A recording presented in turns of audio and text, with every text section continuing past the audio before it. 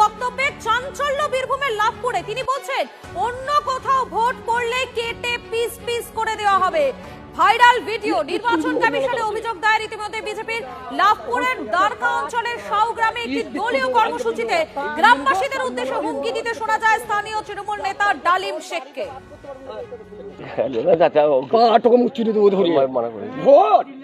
Vote 50টা যদি পরে টানানাস করে দেবো, ভাইকে বলে পিস পিস করে দেবো, পিস পিস করে দেবো মেলা তালাতে। তখন চুপচাপ থাক, পিস পিস করে দেবো ভাইকে বললো। বলা করবো ওকে 4 তারিখের পর বাড়িতে বাস করতে পারবো না। এটা দেখে নেবো 4 তারিখ প্লেট বাড়ি করে দেবো বলে দেবো। ভোটের পর যদি তোর কোনো বাপ থাকে আসবে মফি প্লেট বাড়ি করে দেবো।